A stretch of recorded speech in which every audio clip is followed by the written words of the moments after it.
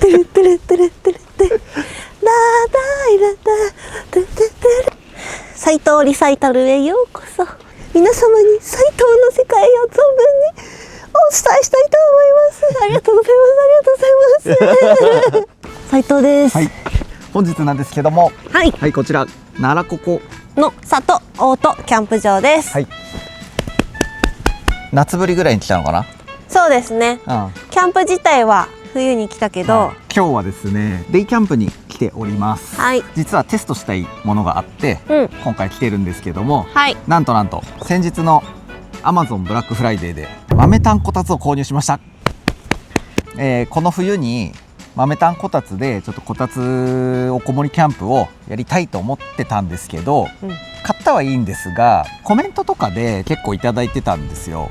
そうですね。実は、はい。豆炭なので、一酸化炭素が出るよと。だからワンちゃんとかがいると危ないよっていういっぱい来てましたね。コメントをいただいてたので、はい、確かにと思ってまして、ただいろいろこう調べてたりするとしっかり燃焼がかかってれば一酸化炭素ほとんど出てないよとかだったり、こたつの中に入っちゃうと危険だよとか、そもそもテント全体的に危険だよとかいろんなご意見がありまして、今回はちょっとデイキャンプに来てシミュレーションテストやっていこうかなと思っております。コマンダー持ってきたんでコマンダーテント立ててその中にこたつをセッティングして豆炭こたつ DIY でできるようにちょっと考えたので、それもちょっとご紹介しながらやっていけたらなと思います。なかなか豆炭こたつのユニットまで全部こたつと天板ユニットとかまで全部買うとすっごい高かったので、今家にある IGT 用のテーブルで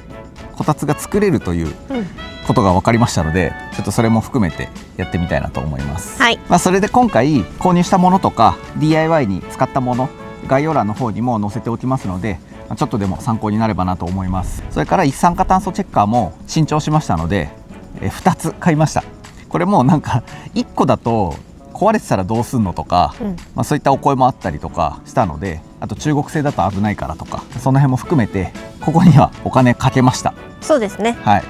2個買って、1個はね1万円ぐらいするやつ、また後でちょっとご紹介しますが、もう1個はちょっと安めの、ただセンサーは日本製っていうのを書いてあったやつ、レビューが良かったやつを買いました。でだいたい1万5,000円ぐらい一酸化炭素チェッカーで1万5,000円で命の保証があるなら安いかと思って、そうですね。はい。ここはちょっとお金かけましたが、これを使ってテストできたらなと思いますので、とりあえずテント立てていきたいと思います。はい、はい。本日もお願いいたします。よろしくどうぞ。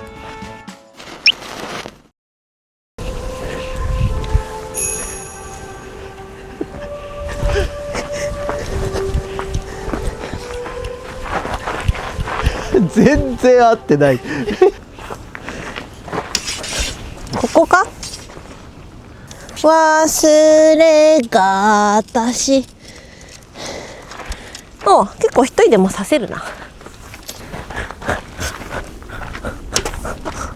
それ多分違うと思うよ。違うと思うよ。見てみ。これ入り口塞がっちゃうじゃん。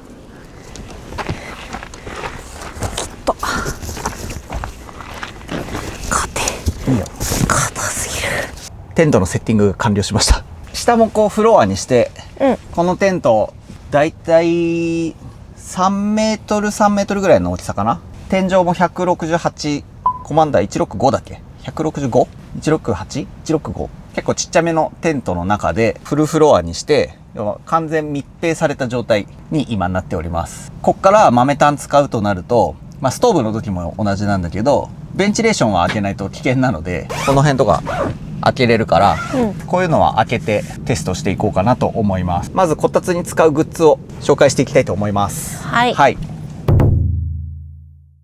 豆炭こたつのために買った商品がこちら。豆炭こたつの本体スーパー豆炭ライターで作っていう豆炭ですね。これちょっと高いんですけど、それこそ豆炭が不完全燃焼だと一酸化炭素が出るっていうことなんで、もう間違いなく着火したいっていうのでスーパー豆炭高いけど、これは全く全然違う商品なんだけど、 Amazon で買った IGT 用のワンユニットメッシュ、こっちかこうか、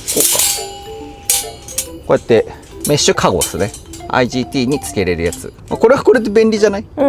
こたつじゃなくても、こたつを入れるためにちょっとここ開けとこうかなと思います、これが本体でこういう感じで開けて、ここに豆炭を9個まで入れれるらしいんで、今回ちょっと外でせっかくテストなんでマックス9個入れてみようと思います。でこれがスーパー豆炭30個入り2000円ぐらいだったかな。まあまあする。まあまあします。慣れてくれば普通の豆炭でやってみてもいいと思うんですけど、最初のうちはちょっとこれ使おうと思います。でどうやってこたつ作るかというと、これがもともとうちで使ってるハイランダーの IGT ユニットのテーブル、これ結構大きいから使いやすいかなと思ってこれにしたんだよね、真ん中のユニット2つ取って、はい、さっきのメッシュカゴを入れます。はい、これだけで豆炭今入ってないですけど、このユニットを入れると、このメッシュカゴの向こう側今空いてるので、そこが空いてるからそこから豆炭こたつを入れれると。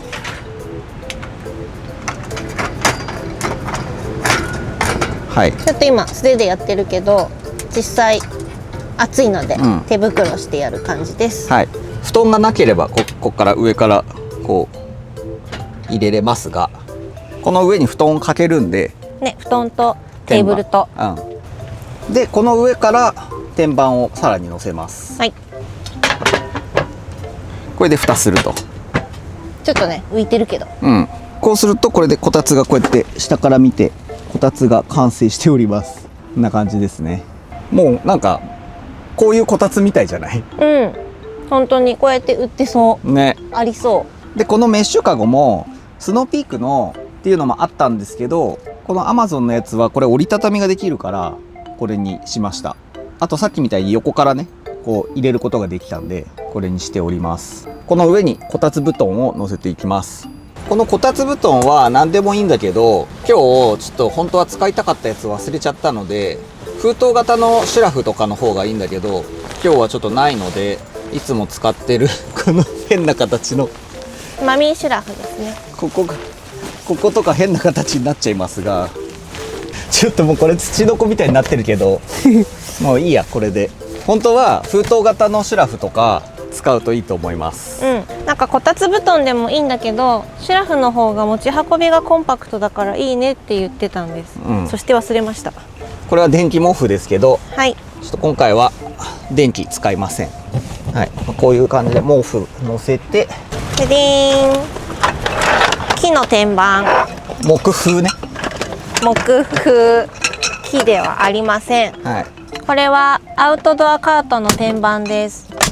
ガラガラガラって引く荷物用のカートがあるじゃないですか、アウトドアの。あれに乗せてテーブルとして使えるよっていう天板なんですけど、こうやって乗せるだけっていう。めっちゃ良くない、このテーブルね。多分同じのはちょっとないかもなんだけど、同じサイズっていうのは Amazon にいくつかあったんで、ちょっとリンク載せておきますね。使うテーブルのサイズによっても変わってくると思うんで、いろいろ選べたらいいと思うんですけどね。こんな感じで、これでこたつが完成という。めっちゃいいじゃん。めっちゃいい。見栄えがめっちゃいいですよね。まあちょっと布団が足りてないからあれですけど、もうちょっと大きめの掛け布団持ってくればいい感じだと思います。コマンダーにぴったりだね、このサイズ感も。確かにこのぐらいの大きさで2人十分ね。ここでおこもりしたいんだけど、椅子は邪魔かなと思って座椅子を買いました。キャプテンスタックの座椅子です。これを買いましたので、ちょっと組み立ててみようと思います。組み立てめっちゃ簡単。これだけ。でん、座椅子です。色も可愛くないですか？ベージュっていう感じですかね。ちょっと黄色みのベージュ。座ってみましょう。よいしょ。ちょっと低いけど。低い？やっぱちょっと焚き火チェアぐらいのやつの方がいいのかな。テーブルにもよると思いますけど、これだったら、この場合だったら高さがあった方がいいのかな。そっか。あんまり座布団のボリュームを上げると今度背もたれとのバランスが悪くなっちゃうしね。じゃあちょっと失敗したね、このキャプテンスタック。ちょっとやってみないと分かんなかった。なんかこのテーブルに対して。まあでもこう別に無理ではないけどね、こんなになっちゃってるわけじゃないけど。でも2人だったら焚き火チェアがいいねこれ。うん、そうだね。なんか人数が多かったらチェア持ち込むと結構かさばってくるかうら、ん、あれだけど2人だったらローチェアみたいな。スーパーローチェアね、うん、料理とかすごい大変だねこれでさらにコンロとか乗ってたら。このぐらいかな。これベストだよね、このぐらいがね。なんか普通のチェアでもいいんじゃないかぐらい高くない？むしろ椅子でさ、こたつとか楽すぎない？ちょっと高いか今度は膝がね、当た膝る。が当たります。こたつユニットにまあこうしてなければ、こうすれば入る。で、どれの高さが良さそう？でも私これでもいいかも。豆炭との距離もありますね。2 2人だったらあ別にいいかも。めっちゃいいじゃん。めっちゃいい。なんかむしろ楽。この本当豆炭の位置だけ中にあるんですけど、その四角い飛び出てる豆炭の位置だけ気をつければ別に平気。この普通のチェアの間があったらうん一番いいかも。なんか一時しか使わないから安くあったらめっちゃいいな。豆炭をつけていこうと思います。イエーイ。はい。豆炭を着火します。お願いします。9個。美味しそう。この付属のトングは一応使えるって感じだね。そうだね。これはもし自分の持ってたらこういう自分のやつの方がよっぽどいいかも。で手真っ黒になっちゃうしね。12345123456ライターですぐつくっていうことなんで、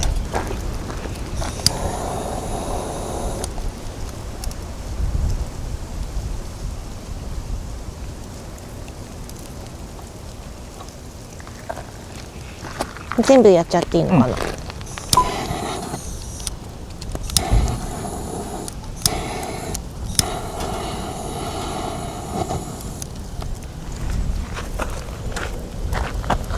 熱っ。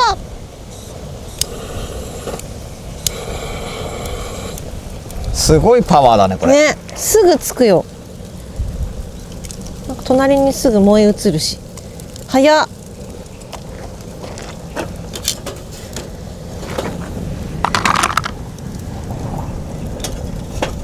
威力すごくない？うん。炎のなんか月もめっちゃいい。多分こんなターボライターじゃなくても全然すぐつきそう。すごい。これで落ち着くまで 2,3 分って書いてあったんで、うん。まあ5分ぐらい置いとけばはい。いいかな。すごいな。熱い、一瞬で熱い。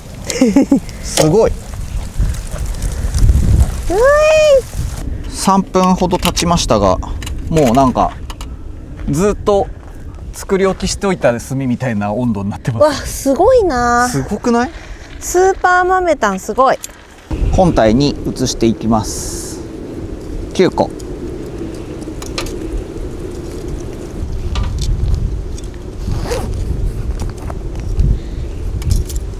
んな感じで9個入れました。お弁当みたい。よいしょ。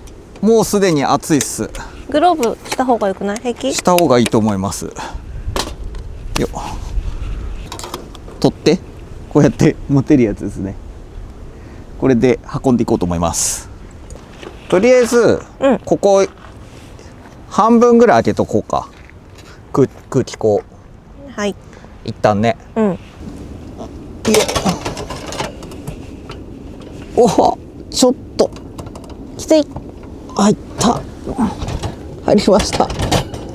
おお。できた。空気の調整のもあるから、うん、とりあえず今真ん中ら辺で。空気口のことだよね。そう。よいしょ。一応温度計もセットしております。室内とこたつ内が両方16度はいってことで。で、今回のテストのために買ったのがこの一酸化炭素チェッカーなんですけど、はい、2つ買いました。一応2つともセンサー日本製ってことで書いてあったんですけど、二酸化炭素系すごっ。準備1分間お待ちください。このタイプ、これが4、5千円ぐらいだったかな。でこっちがちょっと1万円ぐらいするんですけど、かわいい。ミスターシュウさんってうん。方がデビューしてて、新コスモス電気株式会社っていう日本の会社が作ってるやつで、安心ということでコアランって言うんだって。コアラン、アウトドア用の一酸化炭素アラーム。よいしょ、色も可愛いです。さっきのやつは電池もセットされてたけど、コアランくんは別途でした。別売りの電池を使うって書いてました。あと点検用スポイトっていうのもついてました。ついてたよ。なんかこのうん。コアランくん、今ここに電池マックスで 0ppm になっております。うん。今一酸化炭素が0ということで、はい。こっちの方も 0ppm で、これ温度も出てますね。23度。おお。これも引っ掛けられるんだけど、うん。なんか紐紐が入ってますね、ここに。これです。はい、空間内の一酸化炭素濃度が 30ppm 未満の場合、警報器の LED 画面に数値が表示されません。はい、テストボタンを押すと警報器が待機状態であることを確認できます。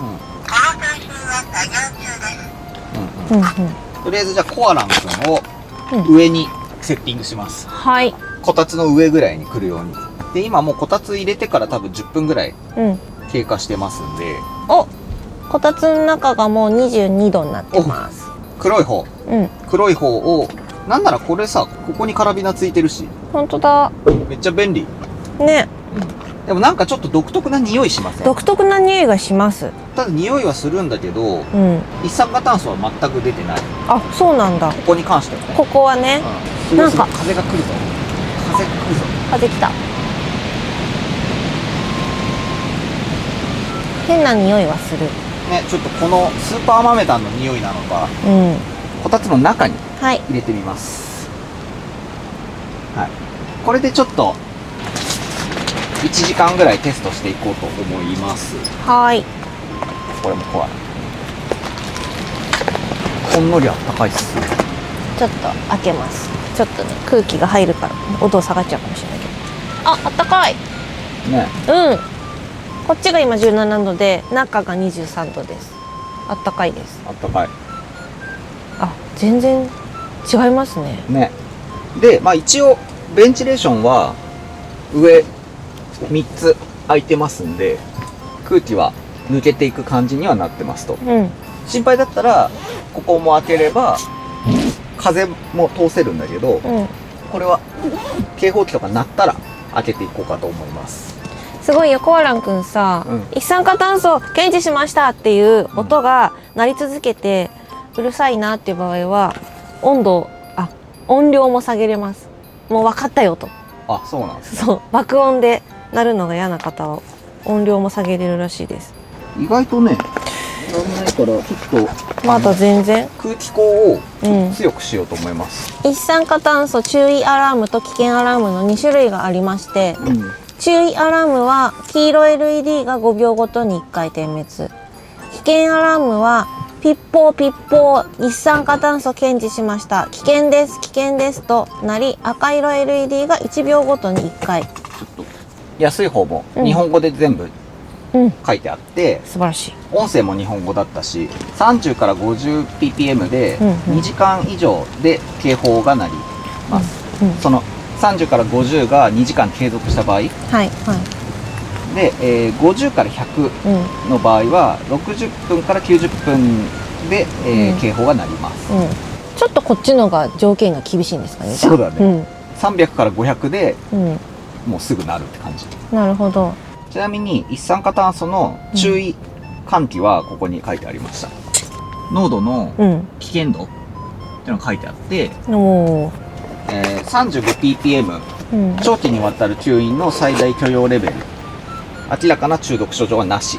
50ppm うん。 8時間程度の吸引ならほぼ症状なし。うん。 100ppm 倦怠感、うん。息苦しさ、集中力の低下の可能性。200ppm うん。 2時間から4時間吸引するとめまいや吐き気。うん。 400ppm 1時間から2時間で頭痛、めまい、吐き気。手足のしびれ、うん800ppm、うん45分で頭痛、めまい、吐き気、痙攣、2時間で意識消失、生命の危機、1600ppm、20分で頭痛、めまい、吐き気、痙攣、意識消失、2時間以内で致死的障害となります。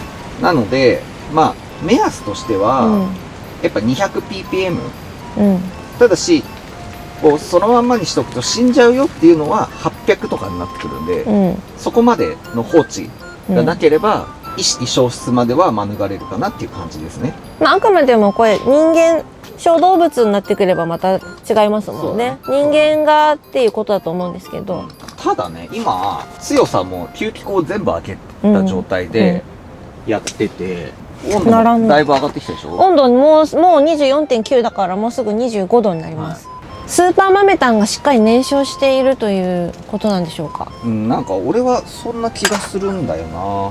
一旦両方ともこたつの中入れましょうか。確かにこっちのがね、コアラン君のがちょっと精度厳しめの条件になってるところがあるっぽいから、一旦2つともこたつに入れておきます。はい。そしてここで今日はデイキャンプなので、はい、ちょっとちっちゃいバッテリーを持ってきてまして、このサイズ良くないですか？すごいなんか見たことのない薄さと小ささ。そうこれね、アンペースっていう、はい、初めてレビューするメーカーさんなんですけど、容量がですね 266Wh なので、まあ、結構小ぶりのやつなんですよね。めっちゃ軽いです。これ出力は 300W なので、まああんまりドライヤーとかそういうのは使えないんですけど、まあでもパソコンとかそれこそうちで使ってるファンヒーターとか、その辺は一応使えます。すごい、そんなちっちゃいのにね。軽い軽いよね。取っ手が後ろ側についてる。そうグレーと黒って感じだね。こんなちっちゃいけど必要最低限っていうか、全部前面に USB のとかさ、コンセントとかがギュッて詰まってて、こんぐらいあれば十分じゃないっていう量な気がする。 Amazon リンクもちゃんとあるので Amazon から変えて、レビューも良さげな感じで、液晶も見やすいです。見やすいよね。かわいい、上に物が乗せられたりとか。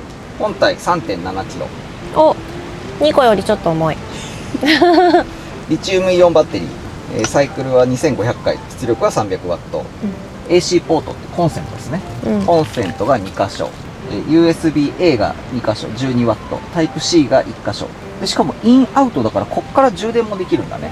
すごい、で、DC のシガーソケットとなっております。裏側は AC 充電のみっていう感じですね。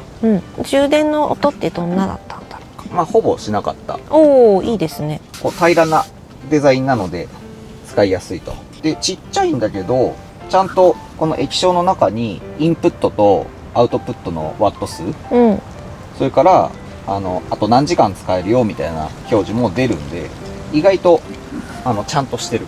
いや本当に、持ち運びが簡単にできるサイズ感でさ、ここまで使い勝手のいいよ、なんかこう詰まってる、AC とかね詰まってるから、なんか便利だなと思います。パソコン作業するのにこれ1個車の中にあったら、すごい便利だと思う。電気毛布とかになると、一人用のやつだったら一晩ギリ持つかなっていうぐらいなのかな、あ、いいじゃんって思ったのは、僕の最近大好きなアプリが使えると。ここに番号が出てるでしょ。これを打つとつながった。出てきましたね。これで AC オンになってる。これオンになってる。でもなんかピとか言わないんだね。AC オフいけますね。ただピって言わないWi-Fi もつながるから多分遠隔もできんのかな。最近ねこのアプリがついてないとなんか使いづらいなってなってきちゃって、確かに、それがついてたんでちょっと今回レビューさせてもらいました。はい、概要欄の方に他のなんかサイズとか容量もあったんで、ソーラーとかも出てるし、これは価格も結構安かったからチェックしてみてください。アンペース、こういうデイキャンとかで置いといたら便利かな。作業もできるしね。確かに、ということで現在もう入れてからですね30分ほどフルパワーでやってるんだけど、逆にもうここの気温は2度下がってて、15度中が26度になりました。なんですが、30分経過でコアラゼロです。そうなんだ。こっちもゼロで、ちゃんとテストも作動してます。作動中ですって言ってる。作業中ですって言ってない。ちょっと日本語らしいですけど、やっぱちゃんと燃焼してればほぼ出ないということですかね。ですかね。まあそう、あえて不完全燃焼にはちょっとできないから、あれだけど、どんぐらい何倍で出てくるんだろうかね。ちょっと一回出してみる？よいしょ。香ばしい匂いがする。そうなんだよね。なんか匂いはね、一酸化炭素出ても不思議じゃない匂いがするんですけど、開けると、うわっつもわってくる。すごい。これで例えばここにコアランをこう近づけると、めちゃくちゃ反応します。一酸化炭素を検知しました。危険です。危険です。すごいすごいすごい。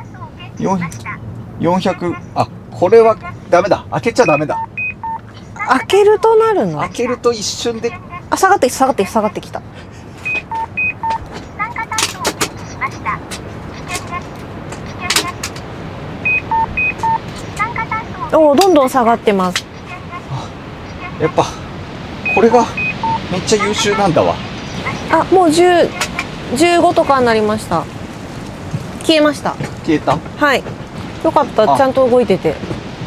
なんかパカって開けた瞬間に、このさ、豆炭の構造が、この機械がモケモケとか敷いていろんな構造が外にそんなに漏れないようになってるんですかね。そうですね。もしかして今まだ18残ってるけど、パカってやった瞬間にうわーなった。じゃあだいぶ今安心しましたね、これで。なんか作業するにもやっぱり外に持ってって開けるなりなんなりはした方がいいとは思いますけど、500ぐらいまで書いてありましたよね。一瞬で上がった。ちょっとこっちもやってみる？一応このままだとだからならないってことだもんね。今ここだとここはねならないですね。蓋が閉まってれば。でん開けます。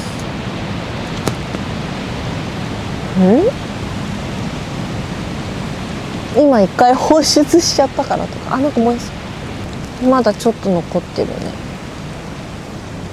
13って書いてある。来た。